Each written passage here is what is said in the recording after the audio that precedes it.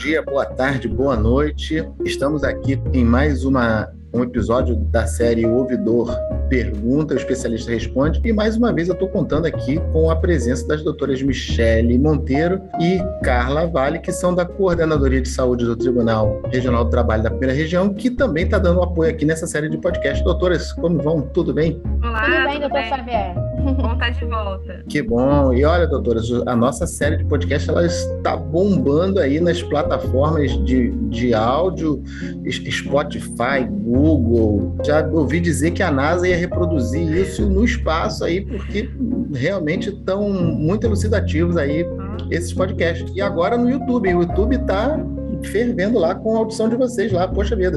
YouTube, É uma honra. infinito e além.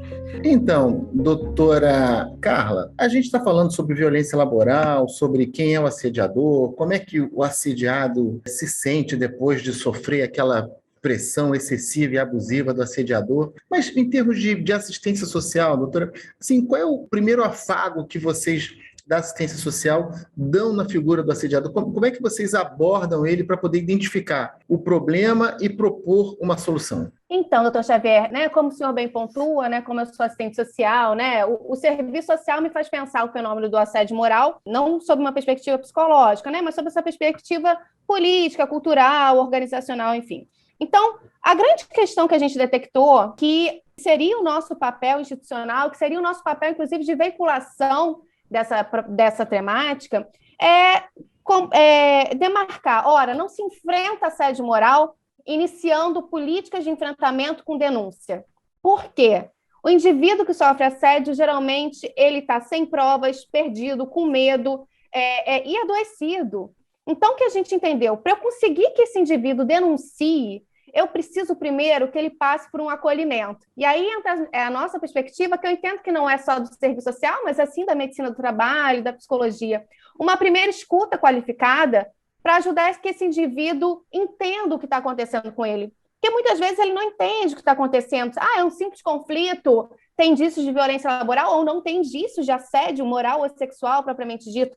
Então, o nosso primeiro papel é fazer essa escuta qualificada e fazer uma primeira avaliação de saúde. Mas não é simplesmente por uma questão médica, clínica, né? Enfim, por compreender também, como a gente já pontuou, que tais aspectos podem ser as nossas primeiras provas. Então, veja, a gente acolhe, mas a gente também automaticamente está aí produzindo provas, né? Se colocando como agentes da instituição nesse auxílio de que esse indivíduo encontre alguma materialidade para essa queixa que inicialmente é difusa, né, subjetiva, porque essa é a característica do assédio.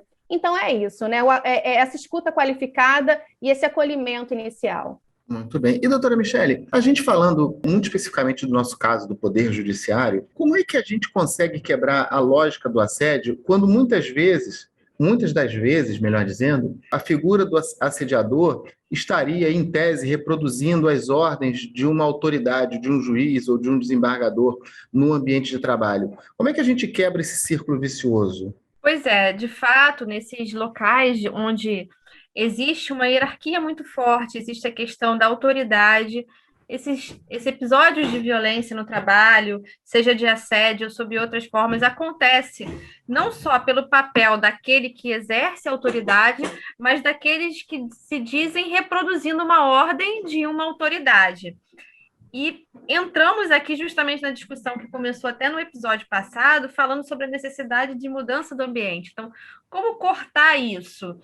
Criando políticas institucionais ou transformando a instituição a ponto de que as pessoas aprendam a agir de uma nova forma.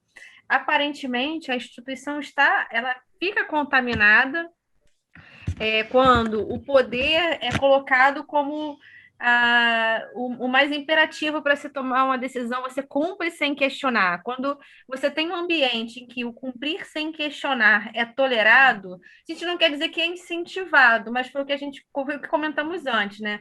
Quando aquilo é tolerado, quando as pessoas fingem que aquilo não acontece, isso cria um ambiente propício para que o agressor, o assediador, se sinta à vontade para agir daquela forma. A partir do momento em que você começa a coibir esse tipo de ação, o ambiente também vai mudando e as pessoas se sentem menos livres para adotar essas condutas abusivas. Doutora Carla, uma forma de interromper, então, esses abusos no trabalho é orientar, é esclarecer, é levar o debate assim, de uma maneira ampla, geral e restrita? Perfeito, doutor Xavier. Acho que a gente tem que cada vez mais falar disso, mas não só falar, né? Como muito bem pontuou a doutora Michele, instrumentalizar isso. Nós temos normativas, nós temos aparatos, e o que a gente precisa agora é ocupar esses espaços com vontade política, né? De que a gente construa, de fato, uma nova instituição. Mas, para além disso, eu tenho 10 dicasinhas, que são dicas, na verdade, não de políticas, né? São dicas individuais. São dicas de então emergência. Passa para a gente essas dicas aí, doutora Carla. Isso. Estou sofrendo assédio, que droga, né? Ou acho que eu estou sofrendo assédio, o que eu faço? Então, são dicas que eu compilei de vários autores, a nossa amiga Marie-France Irigoyen, professor José Roberto Elani, enfim, diversos autores que nos trazem um SOS, né? Um emergencial. Então, o primeiro ponto, e foi daí que a nossa instituição pensou que o primeiro passo é acolhimento e não denúncia, né? O enfrentamento ao assédio não pode começar pela burocracia, tem que começar pelo cuidado, é a busca de auxílio médico e psicológico, por esse fator que eu já expressei anteriormente, né? Que às vezes o alvo do assédio, ele precisa, inclusive, tirar uma licença médica antes de ser chamado para esse enfrentamento, porque o alvo é o protagonista, o alvo precisa ter condições de fazer isso. Além disso, a avaliação médica e psicológica se convertem em provas também. Outro ponto, que é um ponto polêmico que a Irigoyen traz, mas que é uma estratégia, né? Enfrentar assédio é jogar xadrez. Então, é compreender que se o agressor quer me desqualificar enquanto trabalhador, mostrar que eu sou um mau trabalhador, eu tenho que entender que eu tenho que buscar ser o mais correto possível, né? Que esse é um mecanismo de autoproteção. Então, se o agressor quer me desestabilizar, me fazer explodir, errar, eu tenho que ter um bom controle do meu trabalho, dos meus horários, e se eu não estou dando conta disso, me afastar. Tirar uma licença médica porque não posso me pôr em xeque. Então, evitar ficar sozinho com a pessoa agressora, elaborar um diário funcional. Esse foi de um livro de desembargador. Infelizmente, eu não estou lembrando o nome dele agora, eu prometo trazer a referência, mas que ele pede que os alvos elaborem um diário funcional. De um lado, a pessoa vai anotar tudo que ela faz, né? Fiz tantos processos hoje, atendi tantos telefonemas, tem a produtividade, a rotina dela, porque ela está sendo posta em xeque como trabalhador. Do outro lado, essa pessoa vai notar hora, quem estava perto do comportamento do agressor. E aí, conta o subjetivo, respirar, revirar os olhos, enfim, que ele pontua que isso vem como indícios, né? Indícios de prova, mas, na verdade, para a gente que atende casos de assédio, isso ajuda a gente a entender a frequência, a repetição, se foi um caso isolado, e o próprio alvo a entender o que está acontecendo com ele. Então, esse diário funcional é muito importante, ele só pode ser elaborado quando a gente desnaturaliza o mal-estar no trabalho, né? Passar um filtro nas ordens, informações trazidas pela pessoa agressora. Entender que o assédio ele vem acompanhado por uma dupla linguagem, por essa tentativa de indução ao erro. Então, se eu tenho dúvida daquilo que me foi pedido, eu vou confirmar com o chefe imediato, eu vou confirmar com um colega de trabalho. Enfim, eu não vou simplesmente comprar uma ordem absurda. Cobrar feedbacks concretos, ou seja, está tudo errado, isso está uma porcaria, você não faz nada certo, você só chega atrasado, tudo isso é subjetivo. A gente precisa que o gestor dê feedbacks. Ele pode pensar, né? Infelizmente, mas pode, olha, está uma porcaria. Mas na hora que ele for repassar isso, ele tem que dizer aonde está errado e como ele quer que seja refeito. É necessário expressar tecnicamente qual é o problema, né? E como ele deve ser resolvido. Não devolver as agressões na mesma moeda. E aí, novamente, né, a importância de um acompanhamento social, psicológico, médico, né? Para que a pessoa não se permita ser simplesmente abduzida, né, pela lógica do agressor. Resistir à tentação de se isolar. Lembrar que tudo que o agressor quer é que só a verdade dele prevaleça. Então, por mais magoado que você esteja, você entenda que essa tentativa de isolamento é, sim, por si, a tática do assédio. Então, busque não se isolar, busque manter vínculo com outras pessoas que não estejam diretamente ligadas ao assédio. Não assinar avaliação em documentos nos quais você não concorda, sim, ao menos fazer uma ressalva, né? Que a gente pare de encarar documento, né, e avaliações como se elas fossem simples burocracias. Não, isso ali fala da gente, a nossa vida, isso é a gestão de pessoas no cotidiano. Então, a gente tem que começar a qualificar esses aparatos e documentos. E buscar apoio familiar e de vínculos afetivos, né? É imprescindível, né? O alvo não enfrenta todo esse problema sem ter um suporte, poder falar disso abertamente, né? E por isso que a gente também se abre lá na Coordenadoria de Saúde para conversar com a família das pessoas que estão sendo assediadas. Doutora Cá, você e a doutora Michele participaram, há 2 anos passados, da elaboração de uma cartilha, que é uma cartilha que foi produzida pelo nosso tribunal para orientação de servidores e magistrados. Me contem um pouco dessa experiência, como foi montar essa cartilha, como é que foi a receptividade do conteúdo, como é que vocês prepararam esse projeto para entregar aquela obra pronta, que inclusive essa obra está disponível na nossa intranet. É uma obra produzida, assim, principalmente pela Carla, e faz bastante sucesso. Acho que quanto mais divulgar, melhor. É uma cartilha com muitas orientações, inclusive essas que a Carla pontuou aqui agora, e ela veio justamente junto com o ato, né? Quando a gente pensou a elaboração desse ato de assédio moral, sexual, violência laboral, né, a cartilha ela se tornou um complemento fundamental, porque o ato dita todas as normas, mas a cartilha explica para a pessoa poder entender o que está acontecendo, entender sobre o tema. A gente fala que para combater o assédio moral, a gente precisa de informação, e ali tem informação relevante, informação de qualidade, para orientar as pessoas, para orientar quem está passando por isso, mas quem não está. Dentro até desse que a gente está discutindo. Desculpa, Carlinha.